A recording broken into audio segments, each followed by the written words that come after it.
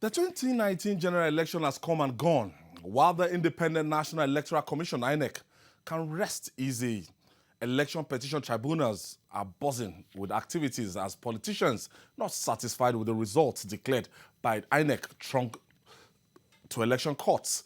From the many upsets to surprise wins, as well as rounds of inconclusive polls, the 2019 general election left an indelible mark in Nigeria's political history. Good afternoon and welcome to Standpoint. I'm Ayodele Osugbakun.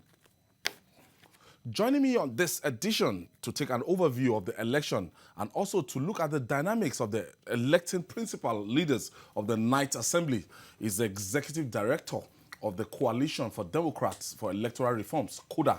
That is Dr. Wumi Bewaji. How are you, sir? Nice to have you back after a long time. Yeah. Wumi Bewaji was a member of the House of Representatives from 1999 to 2003, and in 2003 he became the minority leader from the Alliance for Democracy. Yes, so you're correct. He understands the tough, two-time lawmaker, but he's into academics now. Yes, of course. All right, let's talk about your reports. The 2019 general election, the Coalition of Democrats for Electoral Reforms actually gave, its verdicts that it was free, fair, and credible, but raised some other points Yes. about, especially on the activity of the Independent National Electoral Commission. Can you give Nigerians a kind of insight into your comprehensive reports that was released by CODA? Well, CODA deployed 380 field observers to monitor the 2019 general elections. And we also had over 500 volunteers that worked with us. We had platforms, online platforms on Facebook, on WhatsApp, and Twitter. So from the totality of the reports that were brought to us, one major finding by CODA was the position of the generating position of INEC as a body to conduct free and fair elections, or let me say to conduct elections at all. 1999, this INEC came into being 21 years ago. So we look at the population at that time, and then we look at the population explosion that Nigeria has experienced Since thereafter. 1999 to this time. So, and INEC has remained the same old body that it was in 1999. So the same techniques, the same methods that are being used to conduct elections. Perhaps the only difference is the use of a permanent voter's card and then this Card reader machine. card reader for accreditation. Beyond that, INEC has remained an obsolete organization. The methods, the mentality has remained the same, so archaic, still asking people to queue up in the rain and the sun because they want to cast their ballot. I think these are things that observers looked at and then came to the conclusion that INEC is now finding it so difficult to conduct elections. In the next few years, maybe another 4 years, another 8 years, when this population will be more than this, I bet you we are going to be having incidents of more inconclusive elections and all that. That problem of INEC not reinventing itself is manifesting in these so-called inconclusive elections that we are now witnessing. Are you now telling us that in 21 years, from the days of the late Ephraim Akpata down to Abel Gubadia, down to Professor Morisiwu, down to Atayiru Jega, down to the person there now, that they've not actually changed their strategy of conducting elections till now? They haven't.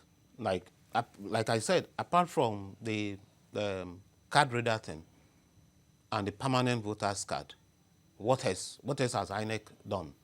Meanwhile, the dynamics are changing every day, every year. You might want to give us a kind of insight to what obtains, abroad. I know Okay. you Okay. actually went to school abroad and you spent some time after leaving the House of Representatives in the United Kingdom. Okay. What's I am also a voter. Like, I'm a voter in the UK. You have all these incidents, this situation where you can also vote by absentee ballots. Your ballot paper is posted to your house. your ballot papers Yes, the can ballot be paper itself. posted to Yes, your to your house? house, and you can cast your ballot and put it back in the mail. Because this is the thing. You have a situation whereby every one person, you have your the system knows you. This is your Full house. identification. Yes, you are fully identified. And in Nigeria, we don't have any excuse for not automating.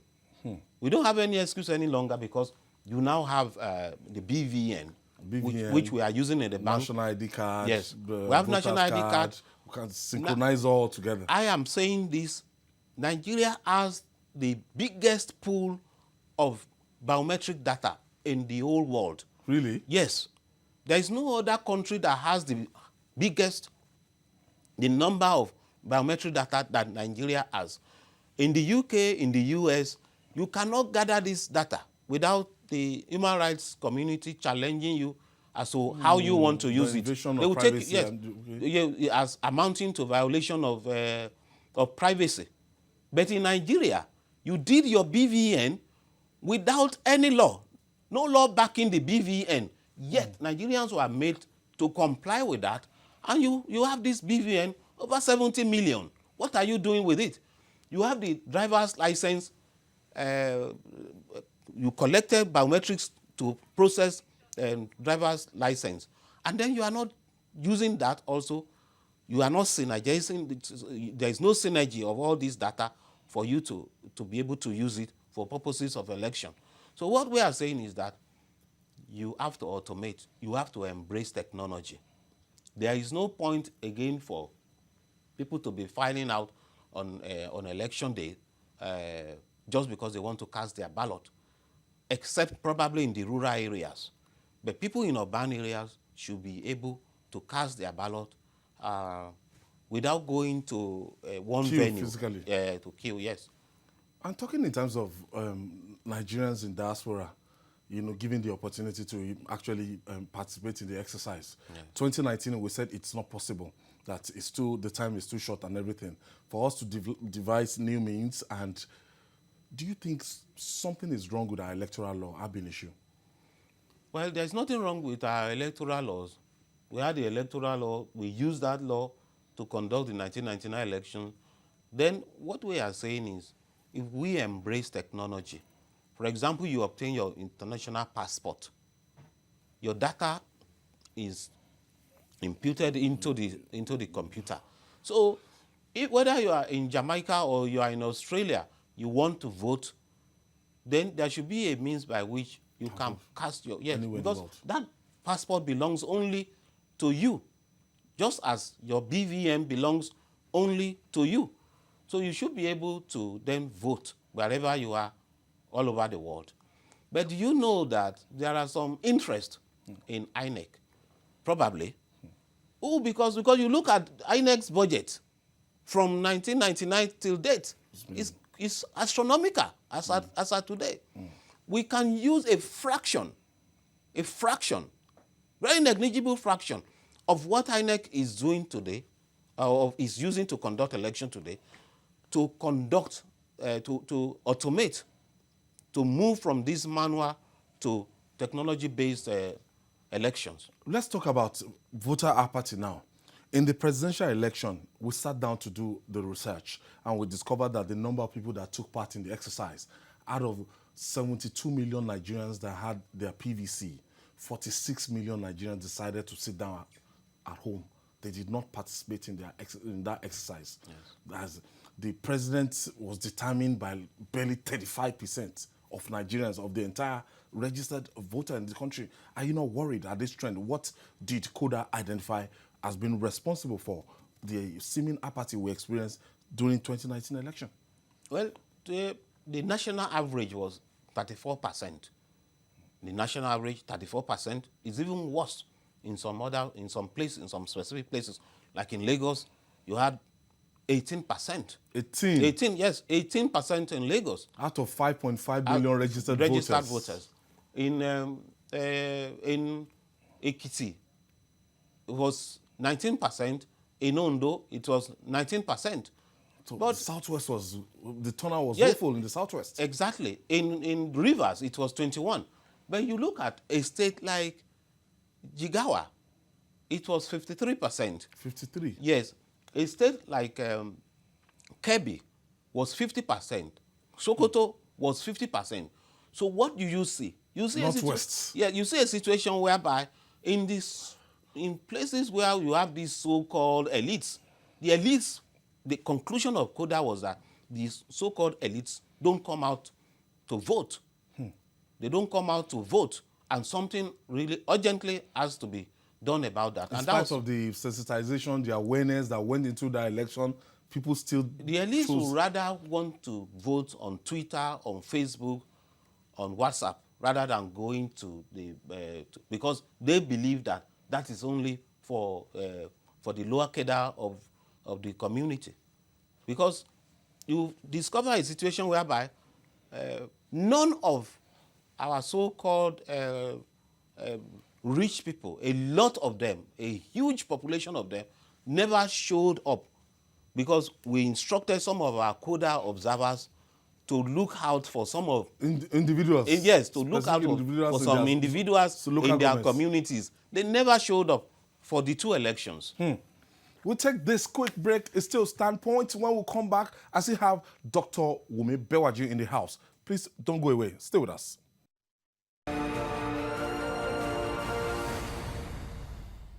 We're reaching you live from Television Continental here in Lagos, Nigeria, and this is Standpoint, and we're doing a kind of post-mortem of the 2019 general election, how it went. The coalition of electoral reforms that CODA actually carried out their own survey. They had agents. It was an observer group around the country to look at the 2019 election. And talking about your recommendations, we've identified INEC as their old pattern. What are those things that you can easily highlight from your report in terms of recommendation? Now, another major recommendation that we made was introducing a voter's participation certificate, which will solve the problem of voter apathy. That's you go to the polling booth, you cast your ballot. At the end of the day, instead of putting this 17th century ink on your, you are given a voter participation certificate. That you can take home. Yeah, you will take home signed by INEC. Yes, as evidence of voting. So we can then, from there, begin to use that. You want to enter civil service, if you don't have that, you are not allowed. You want to go for promotion examination, you don't have that, you will not be allowed. A voter participation certificate, yes. That will go a long way in solving the problem of, in some countries, you must serve like maybe 2 years in the military. So if your country is asking you to come out just for 1 day in 4 years to come and cast your ballot, I don't think that is too much. Big deal. Yes, it shouldn't be too much. So part of our recommendation also was that we should start using electronic voting. That will solve the problem of it will even solve the problem of voter apathy. Some people may not want to go out of their comfort zone. So where if they can vote from the comfort of their sitting room, that could also be something that will solve this problem. Another recommendation we made was in relation to fake news, that the government has to take specific action on fake news, whereby people that are involved in the promotion, in manufacture, or distribution of fake news are prosecuted by the government. So that will check the problem of people going on Twitter, on Facebook, to incite people to violence. Finally, don't you think on this matter, don't you think INEC A lot of people are of the school of thought that INEC is it is like heavy in terms of responsibility, that agency should be unbundled, that the people that will go after those electoral violence should be different from the Independent Of National course, Electoral that's the job of the registration of political parties. is the job of the Attorney General of the Federation to prosecute crimes. That is a job given to the Attorney General by the Constitution. So it is the Attorney General does not need to be shy about it just because you are a member of a political party. It does not mean that you will not perform your constitutional responsibility. So the Attorney General must step up, prosecute, just take some sample of people who went overboard on this, then prosecute them. Let Nigerians see that people are actually being prosecuted for their reckless behavior online. Okay, quickly, moving on now. The June the 9th, 2015 is a date that members of the All Progressive Congress will not forget in a hurry. On that day, Abubakar Bukola Saraki pulled a fast one on his former party, that's the All Progressive Congress, and connived with the opposition senators. He got himself elected as the Senate President. The party's favorite for the Senate President then was Senator representing Yobe North constituency, that's Ahmed Lawal. Now, the 8th Assembly expires soon, and the battle for the leadership of the 9th Assembly is in top gear now. Now, Ahmed Lawan is still the party's favorite for the job. He has been endorsed by President Muhammadu Buhari and the leadership of the APC. But this time, he has other ranking senators of the party, like Senator Ali Ndume, Danjuma Goji, to contend with. I know you were the minority leader in 2003 in the House of Representatives. How were you voted for as the minority leader? How did you emerge as the minority leader? Yes, the party leadership endorsed me. There was a meeting at the airport hotel in Lagos where the party leadership met. Under the Alliance for Democracy then? Yes, the Alliance for Democracy. And the leadership of the party, it was their decision that the party needed someone they could trust 100%. And that was how the party decided, without my consent, that I must be the person to lead the party in Parliament. So I was in my house when my phone rang and I was asked to come to the airport hotel. And I came, and then the party leadership... their caucus. Yes. Then they made the announcement to me that we have decided that you will be the leader. And that was it. So when we got back to Abuja, nobody contested against me. So everybody fell in line. Of course. So the multi-party democracy that we practice rests on the tripod of party discipline, party loyalty, and party supremacy. So without that, multi-party democracy cannot survive. So once the party has decided, it is the duty of all other members of the party to fall in line, because it's a call to service. Like I said, I never had the ambition. Before that day, I never mentioned it to anybody that I wanted to be leader. So it's a call to service rather than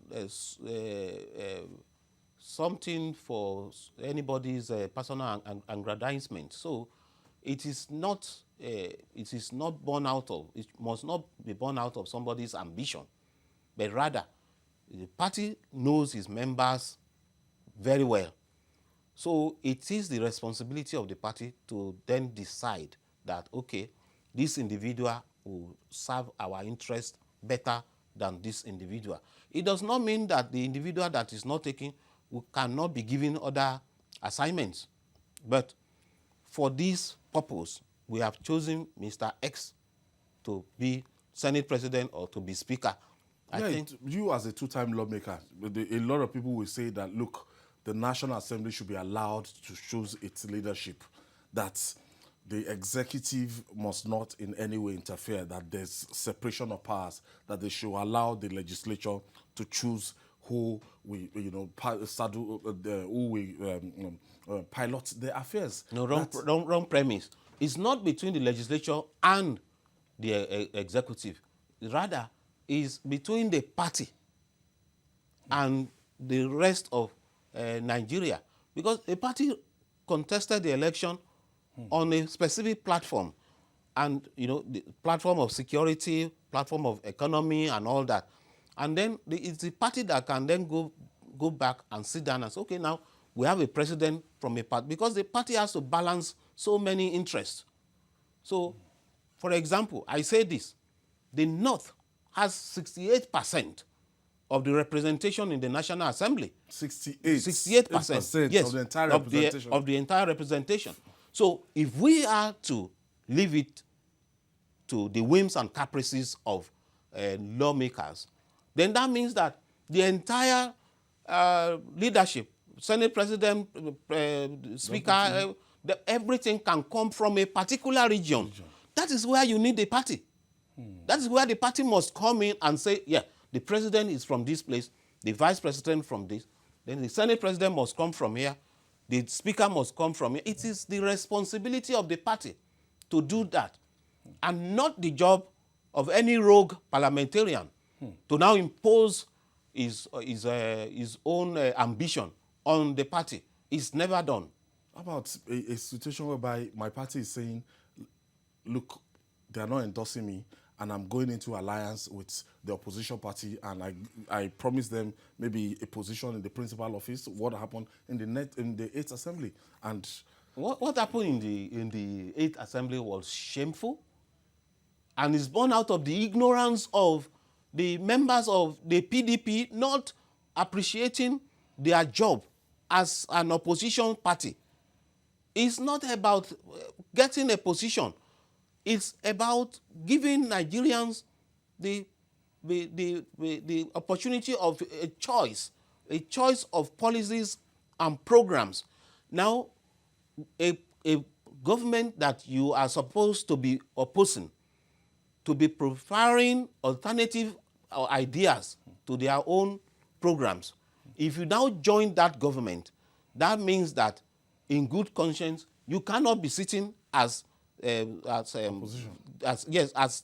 Deputy Senate President. As Deputy Senate President, you must be neutral because you are a presiding officer. But if you go back home, you revive your caucus, you can, for every program being brought to the floor, you can be able to have your own alternative opinion on that and then promote that. And that is what will give your party identity. But if you join the government in this idea of sharing position, sharing everything, that means you are looking at it from the angle of what you want to take out of the system and not that of responsibility. Finally, how strategic is the legislative arm of government to the success of any administration?